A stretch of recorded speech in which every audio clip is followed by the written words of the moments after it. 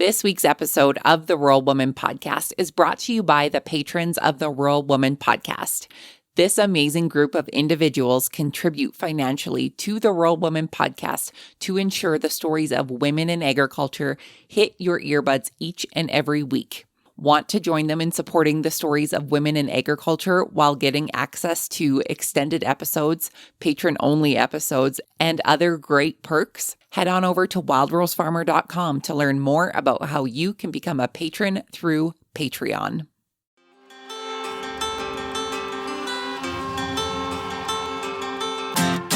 Hi, I'm Caitlin Dubin, and this is the Rural Woman Podcast. I'm a first-generation farmer who married into agriculture.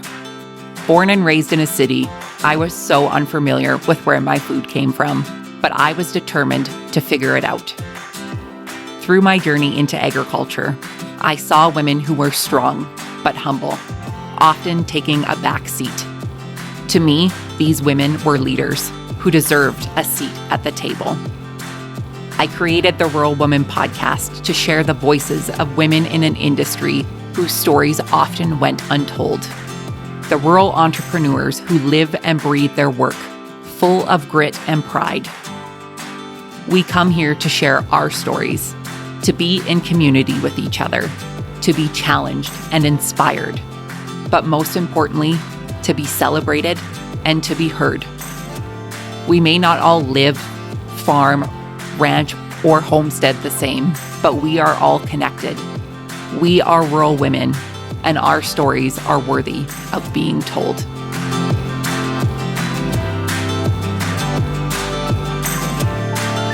Hey friends, we are celebrating the 5th anniversary of the Rural Women Podcast this year, and we are taking a look back through the inspiring stories that have been shared with us throughout the years.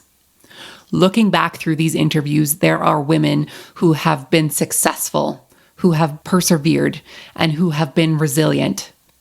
There are women who have shared their stories who may not farm or ranch or homestead or work in the business that they used to. Things may be different for them now, but I know their stories have impact. And I hope that this is a solid reminder for those of you who have shared your stories or who are inspired to share your stories. Our stories are forever changing. And just because we may not farm, ranch, or homestead the same, our lives might not look the same. There has been growth here. Through the good, the bad, and the ugly, I think it's a solid reminder for all of us to look back to see how far we've come. So my friends, I hope you enjoy these throwback podcast episodes coming your way, and thank you for being here and for helping me celebrate the incredible stories of women in agriculture through the Rural Woman Podcast over the last 5 years.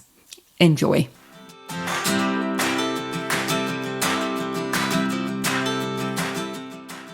Today, you'll meet Jenna Brown. For those who are unfamiliar with you, Jenna, tell us who you are, where you're from, and how you got your start in agriculture. Well, like you said, I am Jenna Brown. I am originally from Cheyenne, Wyoming, was born and raised there. And I went to school down in Colorado. I was not raised in agriculture. I was raised in the quote unquote big city of Cheyenne. But I had tons of friends who were in agriculture and plenty of family who was in agriculture. But my mom worked in the energy industry and my brother works in the energy industry. And so that's what going to college I thought was going to be my life too. My thought was I was going to go into the energy industry. And once they were done either mining or, drilling for oil on the land in Wyoming, because that's the biggest part of Wyoming's economy is the energy industry. I thought my job was going to be to put the land back to the way it was before. And that was my plan. And that worked out for 2 years after college. So not very long. And I had no idea that I was going to be in agriculture, but I am now. And I feel like I'm at times drinking out of a fire hose, but it's been great. That is a visual that I'm sure many have just had and thought, yeah, I can understand that. I can relate to that. Tell us more about your new position and all of the fun work that you get to do with the farmers in Montana. I am, like I said, I'm a soil conservationist, the big title that I had no idea what it even meant when I applied for it. But no, I'm a soil conservationist, and I get to work really closely with the farmers and the ranchers. We get to work with them on their day-to-day operations and just trying to incentivize them to do better farming practices than maybe what their grandfather says is correct. Because that's not always correct. The NRCS, the Natural Resources Conservation Service, who I work for, we started because of the Dust Bowl. And Hugh Hammond Bennett, the father of the NRCS, he wanted to create an agency that would help farmers improve their soil rather than degrade their soil and cause another Dust Bowl. And so that's kind of what my position does, is we're basically trying to prevent another Dust Bowl. It sounds easy, but it's not super easy, because there is a lot of producers that are not quote unquote progressive in their farming techniques. But I try again to convince them otherwise. And so we have our soil health principles that we try to educate producers on. We hold seminars and we hold workshops. Tomorrow we have a meeting with producers that we get to just sit down and talk to them. And so it's really cool because I get to work with a ton of producers in my county, just helping them try to improve their soil and try to improve their farming and make their farming more efficient and more productive.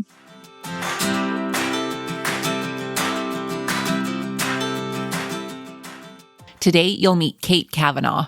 Yeah, well, my name is Kate Kavanaugh, and I was born and raised a city slicker like you. And I was born in Denver, Colorado. And I think from an early age, I was seeking a different level of connection. And that really was the guiding force behind my journey that eventually led me into agriculture. And I started out a very young vegetarian. When I was 5, I made the decision to be a vegetarian, and my parents supported me. And I think that a lot of that was from a sort of disconnect with where my food came from.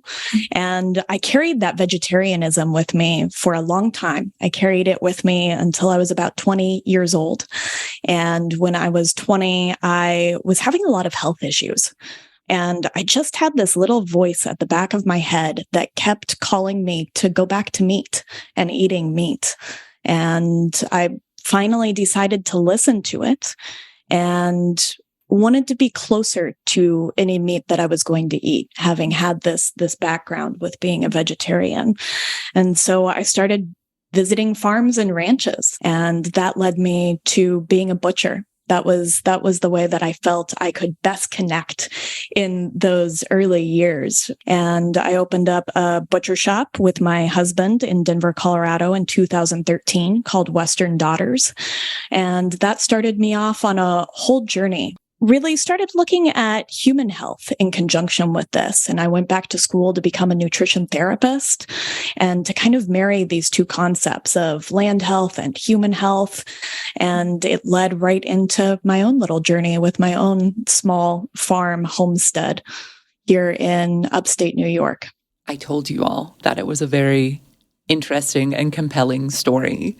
I'm curious, when you had made this transition and were looking, pursuing education and becoming a butcher, what was the reaction of people around you and your loved ones that have known you your whole life as the girl who loved Babe so much she decided she wasn't going to eat meat anymore? It's funny. I think that a lot of people, while they were surprised by the trajectory that it took, I've always been the kind of person that jumps fully into things and with arms wide open, just wanting to go to the very deep end of the pool and learn everything I can. And so I think in that regard, it did not surprise some of the people that were closest to me. And I did it with, at the time, I had just met my then boyfriend and now husband. And this was a part of our journey together too. And up until that point, it had really just been me and my mom. I think maybe like you, I had one of those childhoods where I had I connected more with animals than I did with people. And part of that enjoyment of walking into the goat barn and feeling no judgment, only the deep love that comes with giving something hay. And so I think that there was just an honoring of my process of just being an all-in kind of girl.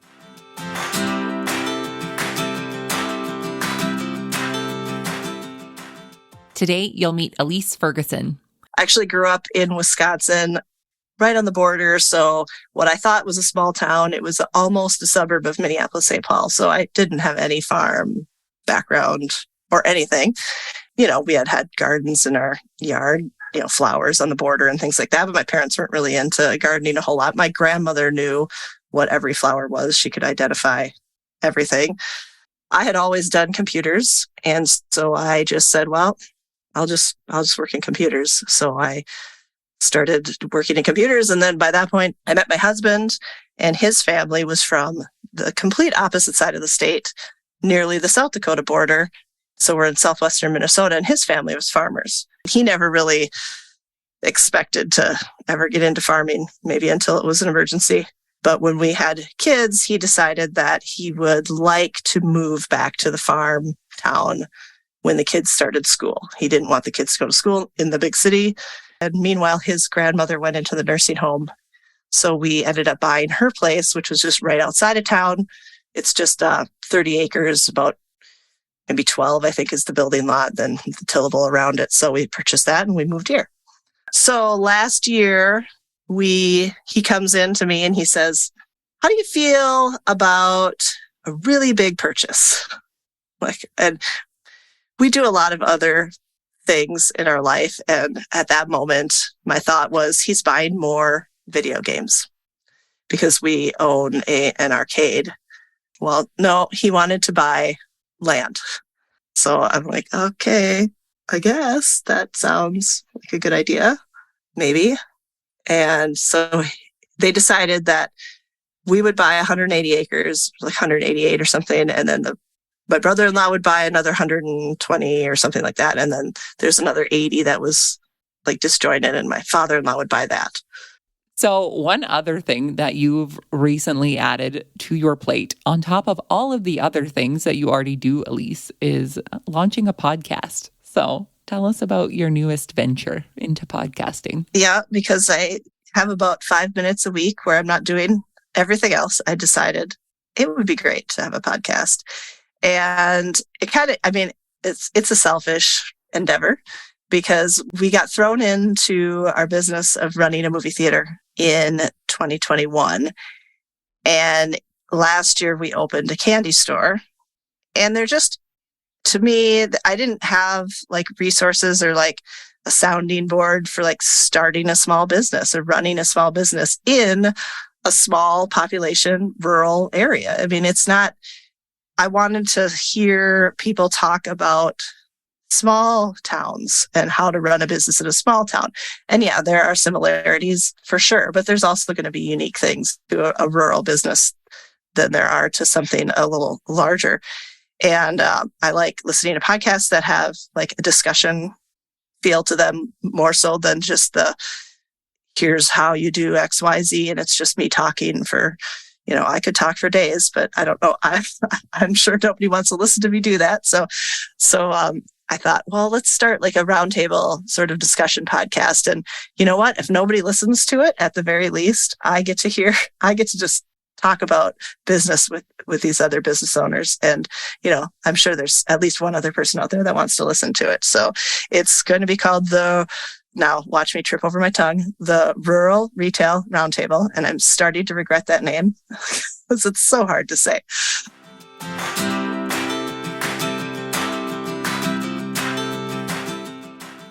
Today, you'll meet Kendall Ballantine. Like so many good stories, it started with a guy. So I had been at probably 26. I was ending a relationship that was really not doing good for me. It was really like a toxic relationship, and I had a really tough separation. Fast forward maybe a year or so, and a girlfriend of mine was introducing me to somebody new, and I was really not in a position that I didn't want to be dating again. And she was like, but he's such a great guy.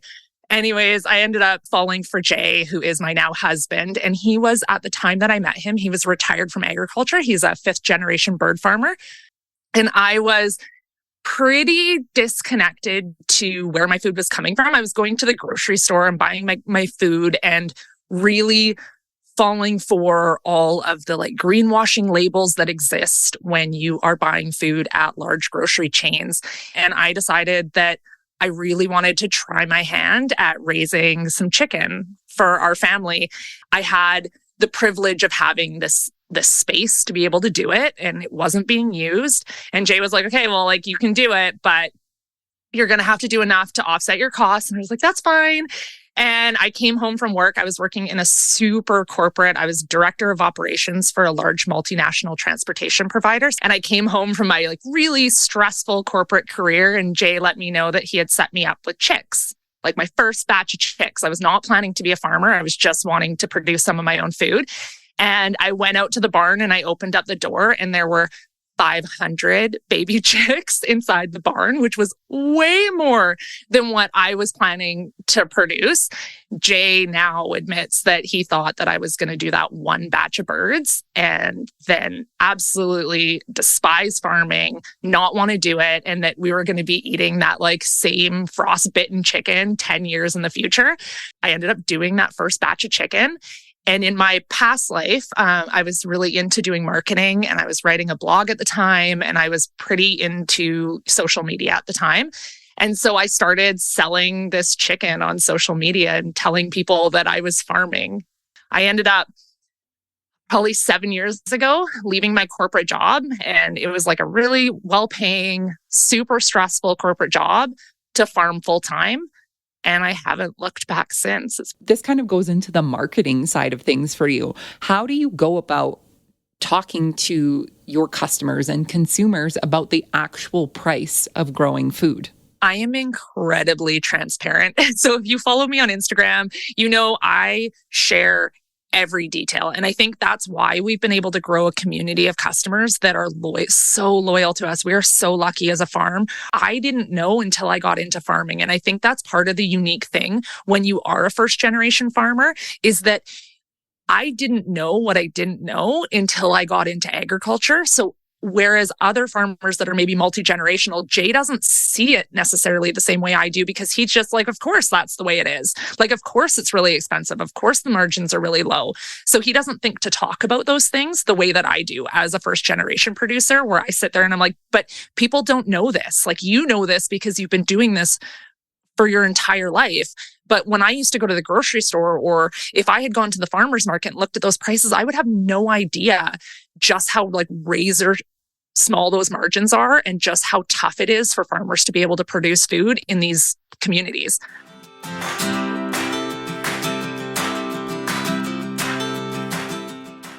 Today, you'll meet Jessica Mose.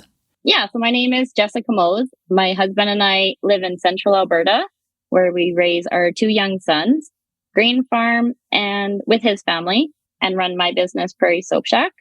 It's where I create all natural skin and body care products using different wildcrafted or homegrown plants from our farm. We live and work in the country and play here too. We both grew up on farms and both took time living in the city when we first got married. He was up north working in the oil field and I was a home care nurse. But as life goes on, transitions come, and we always knew we wanted to end up back on the farm. So here we are. And for sure, happy to be raising our family in this setting. Just your curiosity of what the plants do and what they were used for and how you can use them. I love that curiosity about you. And obviously that has grown into such a passion for you. So how did you start learning how to make soap and different other body products? How did Prairie Soap Shack start for you? Yeah, so I'm definitely interested in the homesteading lifestyle, I guess you can call it. The gardening, the food preserving, the fermenting, scratch cooking, the baking, natural living, which products we're bringing into our home. So I really like to make things on my own. And it was just one day my mom said, I'm surprised you haven't tried making soap yet. And I just kind of looked at her and I was like, yeah, you're right. I should try that. I should try that too. So I like reading and books. So first I started there. I got some books on how to make soap. Then I went online, watched a bunch of videos and did reading online, talking with other makers on it. And then finally I felt confident to get the supplies. And probably 11 o'clock at night when my babies were sleeping, I would be up in my kitchen with my dog watching me. My husband was probably working away at the time, and just starting experimenting on my own. And then I started formulating all my own recipes and just really developed a passion for this art of, well, it's like art mixed with science when you make soap. And that just filled my creative cup. So I guess I basically taught myself how to do it through lots of experimenting. And eventually I had so much soap in our house because I just kept making soap. And then I thought I better start selling this if I want to keep making it, because we really don't need hundreds of bars of soap here. I'm gifted already to all of my family and friends. So that was kind of how my business started, was just, oh, maybe people would be interested in if I sold this. And then right away, with like paired with my other passion at the time of using native prairie plants and all natural colors and natural scents, all that just kind of merged into creating my business off the get-go. And yeah, a perk of rural living is that my small town supported my new venture so much, and they still do. That was such a huge perk of starting my business when you live in a small town, and I've grown up there and your community is so supportive. So that was really great when I first started out.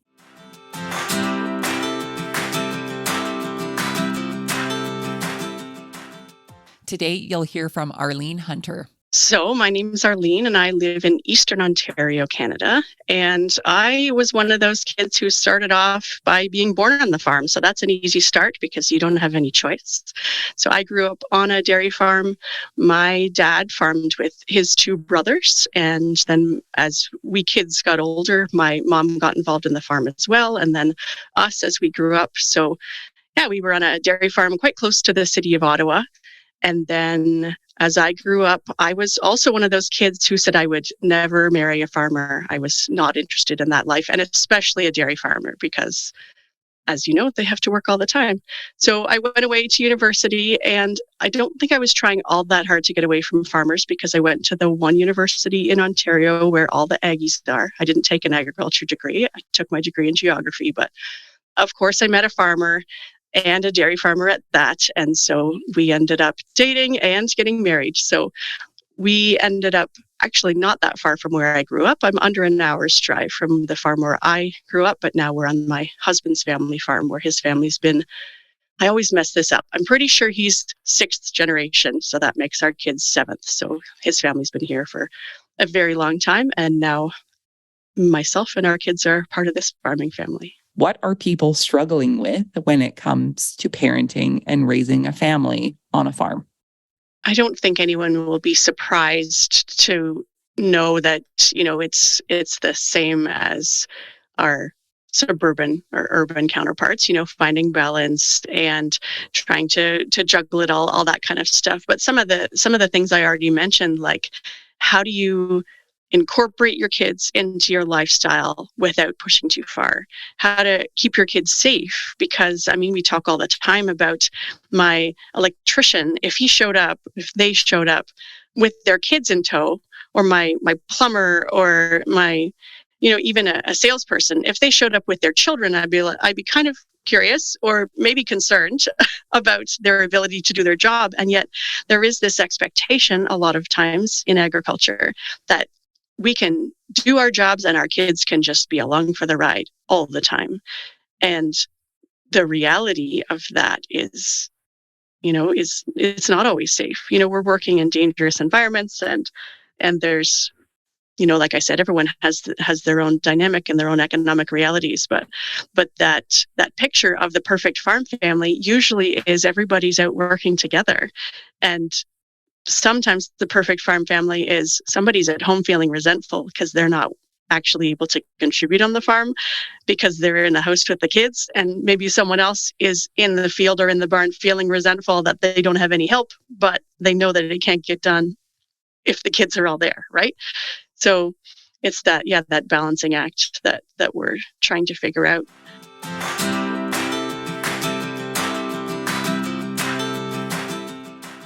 Today you'll meet Hallie Ammann-Ekstrom. My name is Hallie Ammann-Ekstrom.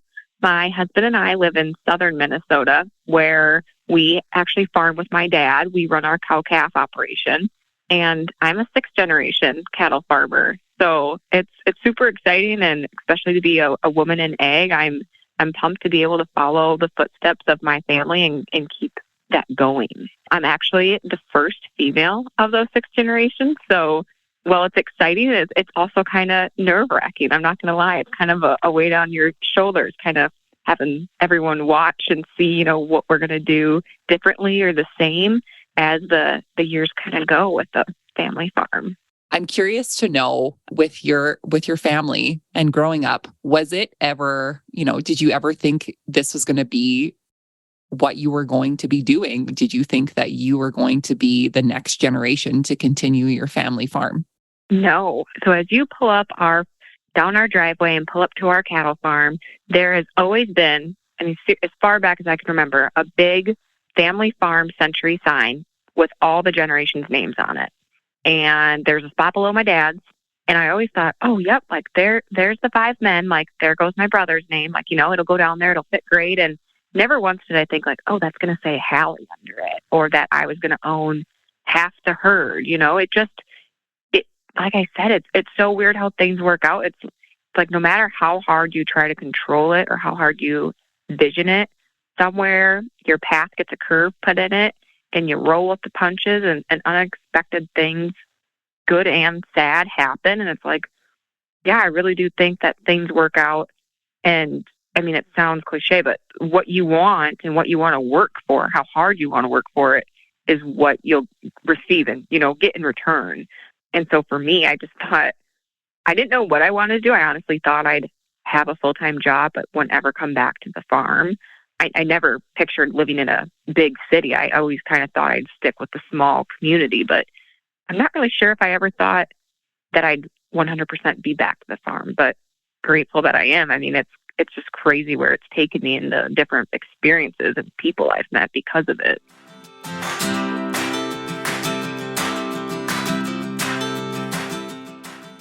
Today, you'll meet Lisa Miller. Well, mine is kind of a long journey. We'll say it that way. It started off, I grew up in Silicon Valley, but where I grew up was, the neighborhood I grew up was it was kind of half rural, half suburbia. So, but my story actually kind of goes a little bit further than where I grew up. It starts when I was actually in elementary school.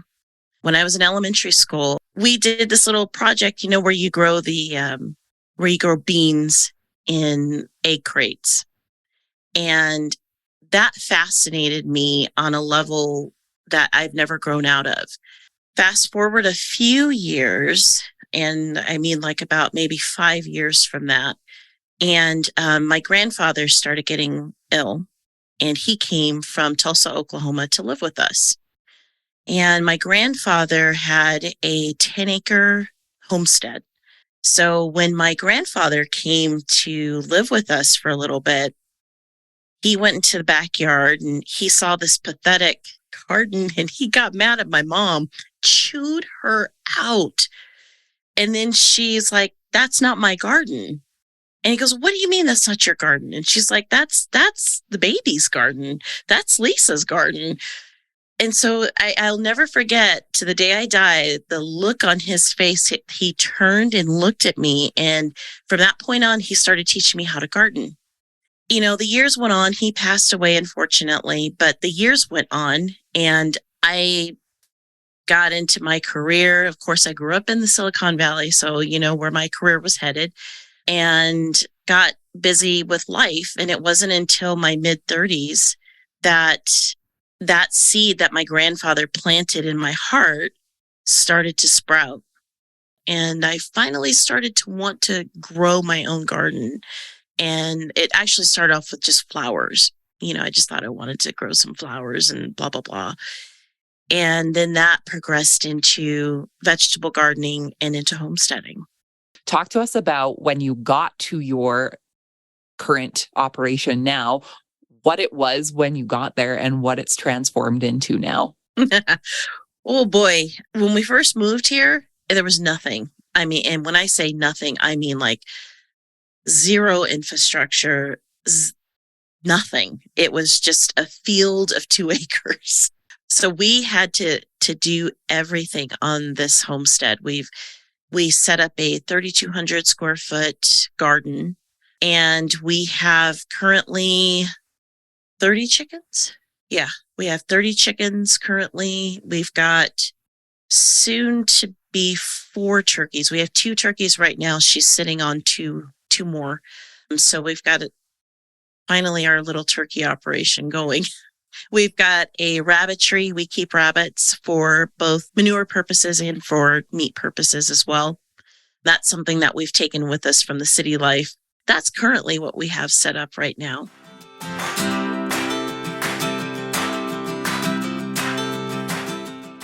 Today, you'll meet Karen Dean.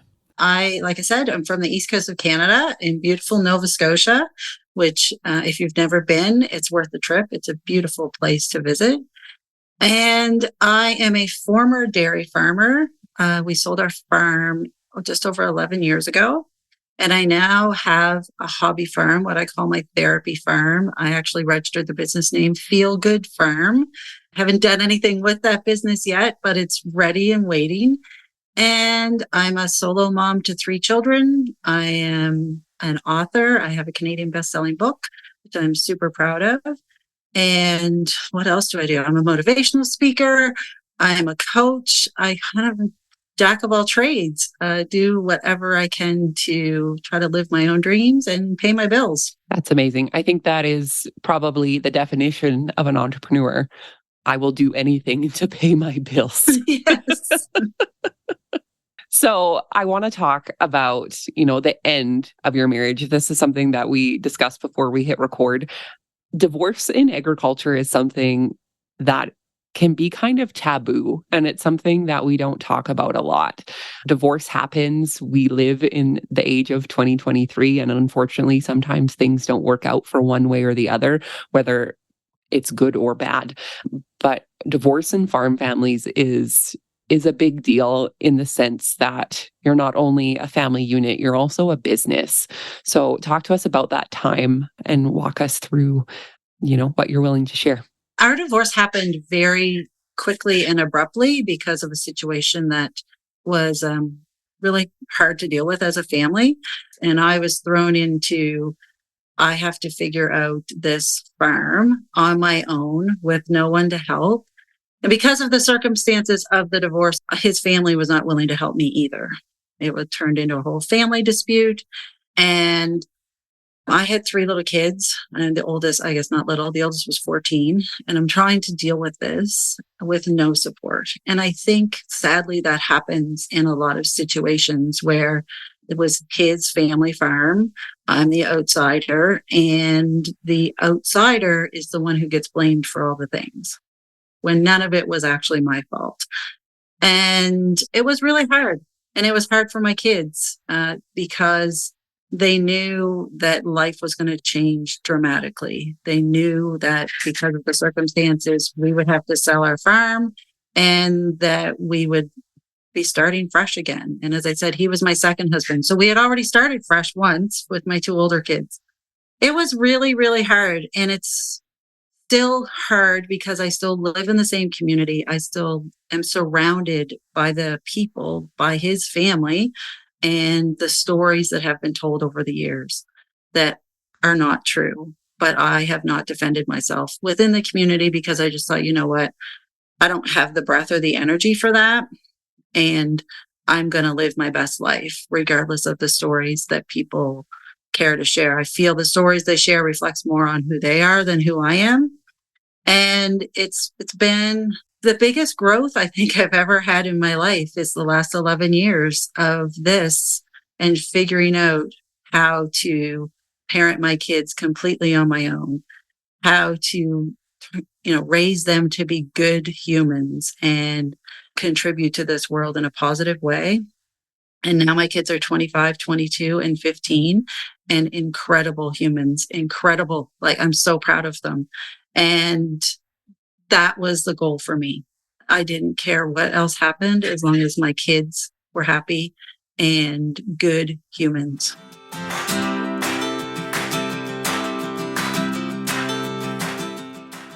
Today, you'll meet Amanda Burzynski and Erin Golden. Erin, I grew up very far away from here. I grew up in about an hour outside of New York City in a very suburban neighborhood, shops and restaurants. Everything was close by. So I grew up there. And then when I graduated, I moved out to Pennsylvania, which is definitely more of like a rural setting. And I went to college out there.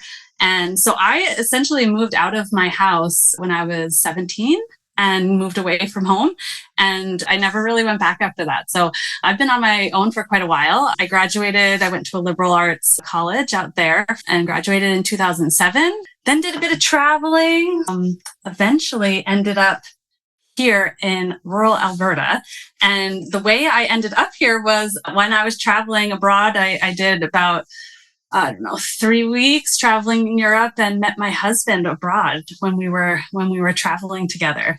And my husband said, "Come to Alberta."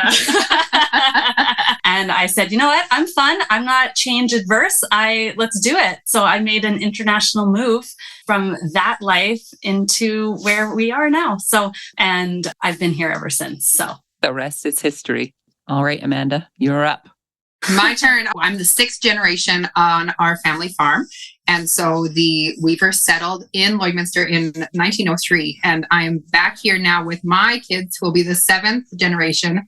I grew up on our family farm. We have grain mostly, but we are now dabbling in cattle a little bit.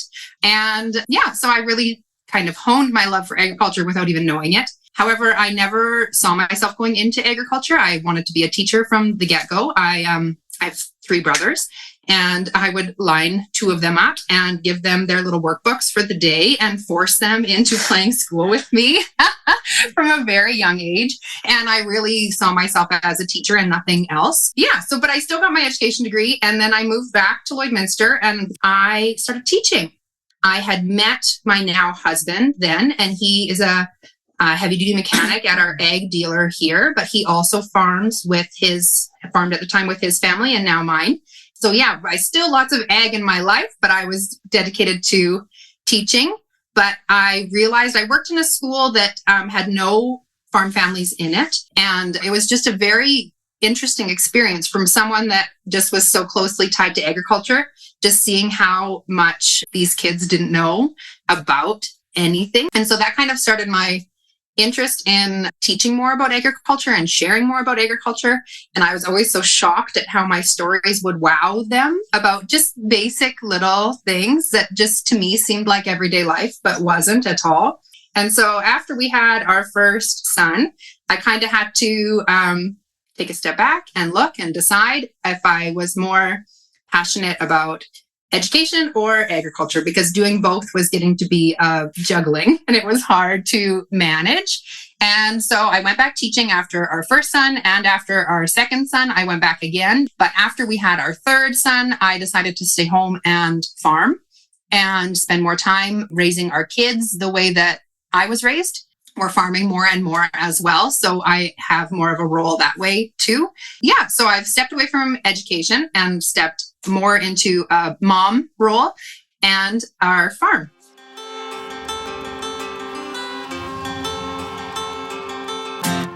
Thanks for listening to the Rural Woman Podcast. The Rural Woman Podcast is more than just a podcast. We are a community. A huge thank you to the Rural Woman Podcast team, audio editor Max Hofer. A special thanks to our Patreon executive producers, Sarah Riedner from Happiness by the Acre and Carrie Munven from Laystone Farms. To learn how you can become a Patreon executive producer or other ways to financially support the show, head on over to wildrosefarmer.com to learn more. Be sure to hit the follow or subscribe button wherever you listen to the podcast to get the latest episodes directly on your playlist. And if you are loving the show, please be sure to leave a rating and review on Apple Podcasts or any other platform that accepts ratings and reviews. You can connect with us on social media at The Rural Woman Podcast and with me at Wild Rose Farmer. One of the best ways you can support the show is by sharing it. Send this episode to a friend or share on your social media. Let's strengthen and amplify the voices of women in agriculture together. Until next time, my friend, keep sharing your story.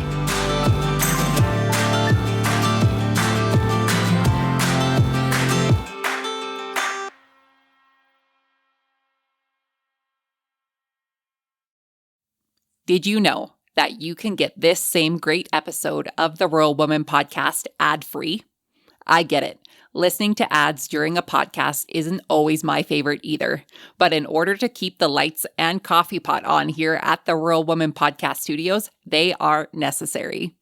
I am so grateful to each and every one of my sponsors, but if you yourself would like to skip the ads while supporting the show, consider joining me over on Patreon. Patrons of the Rural Woman Podcast get ad-free episodes starting at Tier 5 on their podcast player of choice each week, plus some other great benefits. Find out more by heading to the link in today's show notes to learn how you can become a patron through Patreon.